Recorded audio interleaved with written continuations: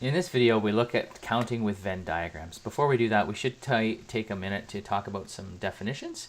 So we'll talk first about a set. So a set is a collection of elements. So I may have a set of fruits. So I might have a banana, an orange, an apple, and maybe a pear. So this set would contain some fruits. The things in that set are called members or elements. So these are the elements of this set. My banana, apple, pear, and so on would be elements of a set. Now the universal set is the set from which all elements are drawn. So in this case, this could be the universal set, which is all fruit, or the universal set could be something much larger, like the set of all produce.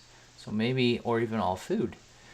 So maybe my universal set, we usually use a rectangle for a universal set, would be all produce. Inside that I have a set of fruit, and inside my set of fruit I have my different elements of fruit. Now a subset is a set that's entirely contained in another set. So if we have a set of all students taking math currently, your class would be a subset of that. You're all students taking math, but you're also in a specific class. So this class would be a subset of this set of students taking math. Now it's important to realize that sets don't have order. When we talk about sets, we're only talking about a collection, and order is not important. We can use Venn diagrams to represent sets nicely. I'm sure you've done this before. We generally use circles to represent sets. So these three circles would be three different sets. We would generally label them, and we'll get into that a little bit more. The universal set here shown as a rectangle containing the other sets. Now the intersection of sets is what two sets have in common. What is the overlap? So in this case, these two sets would have this section here in common, and that would be the intersection of those two sets. Disjoint sets are sets that are not connected to other sets. They have nothing in common. So this here is an example of a disjoint set. All right, let's try an example.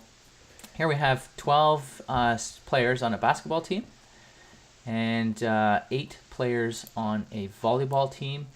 There are 3 players that are on both teams, and the question is how many students play on one or both teams. So we're going to use a Venn diagram to illustrate this. So we'll have the set of basketball players. There's our set of basketball players. We have our set of volleyball players. We know that these sets aren't disjoint because there are a number of students who play on both. And so we've got our set of volleyball players. We know that there are 3 players on both teams. There are 3 players that fit in the intersection of both teams. We also know that there are 12 players on the basketball team. We've already counted 3 of them. Here's our set of basketball players. We have 3 in our set, so we need to figure out how many players are there on the basketball team that don't play on the volleyball team. 12 minus 3 gives us 9. So there are 9 players that play just basketball. We can do the exact same thing for volleyball. We know that there were 8 players on the volleyball team. We've counted 3 already, so there must be 5 players who play nothing but volleyball. So if we want to find the total number of players that there are, so the total number of players is equal to just the sum of the students who are just on the basketball team with those who are on both teams and those that are on the volleyball team. So 9 plus 3 plus 5 more. 9 and 3 is 12, plus 5 more gives us 17. Now you may have done this a slightly different way, which is fine, and we'll look at it now because we're actually going to talk about this in a moment. So the total number, you may have said, hey, the total number, there are 12 players on the basketball team, 8 players on the volleyball team, and 3 players that are on both. If they're on both teams, that means we've counted them here and we counted them here. So we've actually counted those players that are on both teams twice. So let's subtract that 3. 12 and 8 is 20. Take away 3 gives us 17. So we get the same answer doing the question 2 different ways. What we just talked about is actually called the principle of inclusion and exclusion. We're going to talk about it sort of in a more theoretical way now. And before we do that, we should talk about some notation. So this is a set. Set's generally denoted by capital letters. And this N in front of the set with some brackets around the set just means how many elements are in A. So this is the number of elements in set A. This notation here with this U in between the A and the B is called union, and we read this as A union B. And it's in everything that's in set A or B. So that keyword or is important. So another way to think about this, so we can read this as A union B, or we can also read it as A or B. A or B. Now the number, the N in front here just means the number of elements in A or B. This sort of opposite symbol to the union symbol, or upside down version of the union symbol, I should say, it means intersection. So this is the intersection of the two sets. It's what the two sets have in common. We read this A intersection B. The other option is that we could say that this is just A and B. Which elements are in both A and B? And again, this number here, or the N here, just indicates the number of elements in that intersection of those two sets. So just like we did in the last example, the number of elements, and this is the principle of inclusion and exclusion, it says that the number of elements that are in set A or B is equal to the number of elements in set A plus the number of elements in set B minus their intersection. So again, we have those two sets, A and B. There's A, there's B. If we add up all of the elements here, add up all of the elements here, we've counted the elements in that middle section twice. So we've counted these twice, so we need to take them away. So this is a good representation of the number of elements in A or B. So that's the principle of inclusion and exclusion for two sets. We can also look at the principle of inclusion and exclusion for three sets. We could look at it for more, but I think we're going to stop at three sets, just to give you some indication about what you need to think about when you start looking at sets. So here are two sets. I'll give these a name in a second, and I'll try to make sure there's enough overlap here in the third so we can. All right, so there are three sets here. We'll call them set A, set B, and set C. And we want to know the number of elements in set A or B or C. Well, that's very similar to what we did before. We're going to take all of the elements in A, add all the elements in B and C. But the trouble with doing that is that we've counted some of the elements twice. So if I take all of the elements in A and add in all of the elements in B, I've counted their intersection twice. So I need to take that away. I need to take away the number of elements in A and B because I've counted it twice. And similarly, I need to do the same thing for A and C. When I add the elements in A to the elements in C, I've counted the elements in their intersection twice, so we take that away. And then we need to do the same thing for B and C.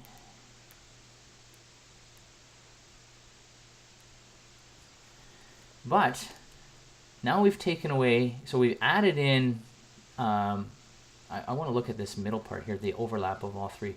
We added it in once with A, once with B, and once with C, and then we took it out with the overlap of A and B, the overlap of B and C, and the overlap of A and C. So we added it in 3 times, and we took it out 3 times. We need to add the intersection back in because it's currently not in there.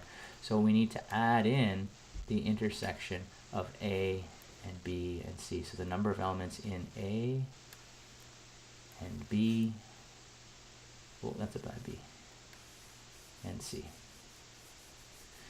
So that will allow us to figure out how many elements are in the set A union B union C.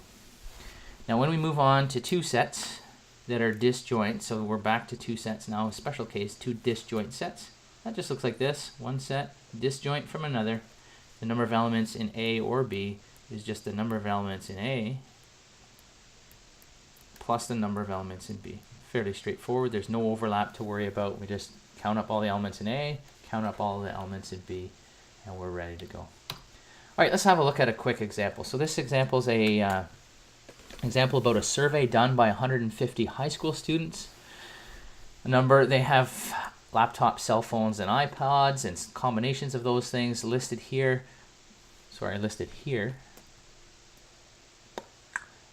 And we're going to have a look at, we're going to create a Venn diagram to organize this data, and then we'll be able to answer the questions here. So let's start with our Venn diagram. We have 3 different sets. We have the laptops, the cell phones, and the iPods. I'm just going to label these sets so I don't forget them. Laptops, cell phones, iPods. What order you do it in doesn't really matter. All right, we know that 50 students have all 3. We're going to start there because we know for sure that in this section here, this is the intersection. This is where you have a laptop, a cell phone, and an iPod. There are 50 people right in here. Now we know that 98 students have a cell phone and an iPod. So the cell phone and iPod section is this section right here. Cell phone and iPod is right in here. We already have 50 of those students, so we need to figure out how many more we need. So we do 98, subtract 50, and we get 48 for this section here. Thought I left enough room to write in, but this will be a challenge. So we get 48 students in there. We do the exact same thing here. We have 58 students who have both a laptop and an iPod. We already have 50 who have all 3 devices. So 58 minus 50 gives us 8, and that's for the laptop and iPod. So here's the laptop, here's the iPod. Their overlap is right here.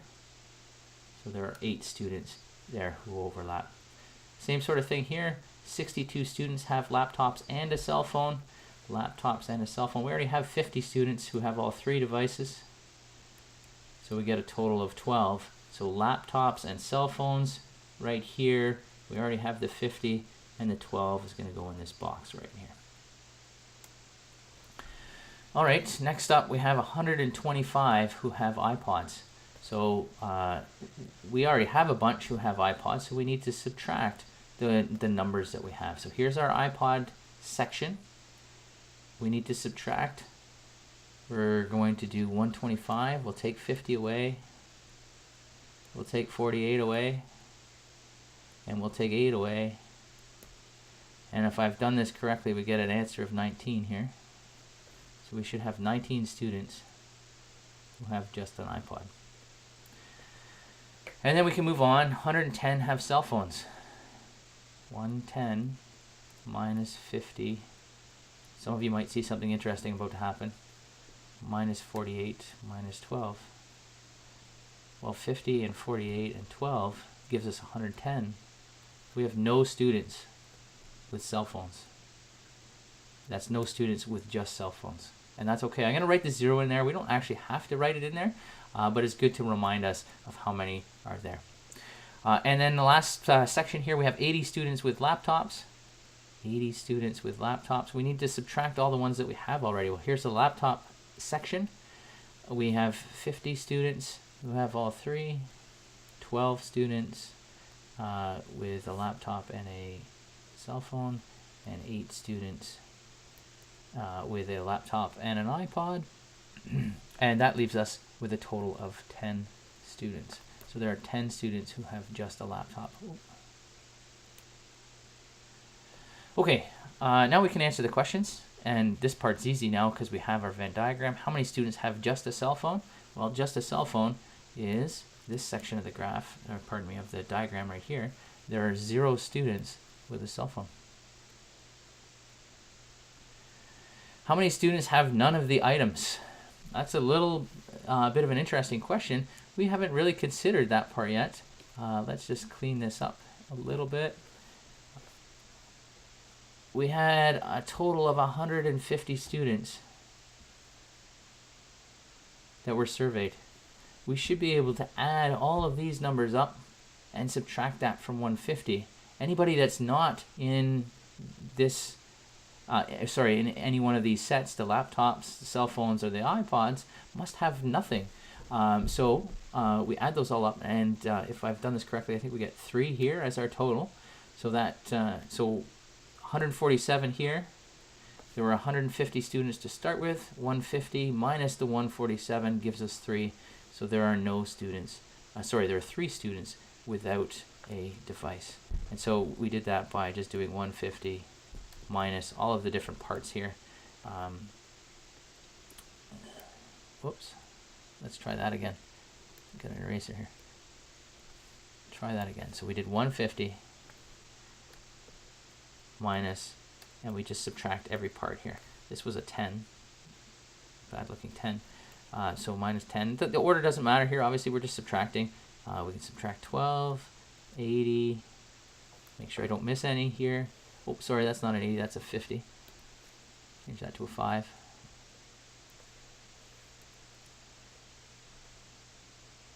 Minus 48.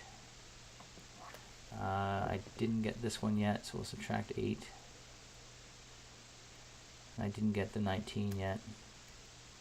I think we have them all now. 1, 2, 3, 4, 5, and 6. 1, 2, 3, 4, 5, and 6. And there is this 0 here. We could put it in there or not. And if I'm not mistaken, that works out to 3. All right, and the last question here, how many students have an iPod and a laptop but not a cell phone? So let's have a look at the iPod and a laptop. So iPod and laptop is this section right here.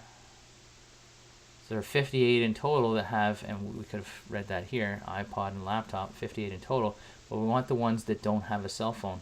Well, the ones that don't have a cell phone are these students right here. So there are 8 students in total that meet that condition. So there's how we can use Venn diagrams to organize our data and to count with using sets.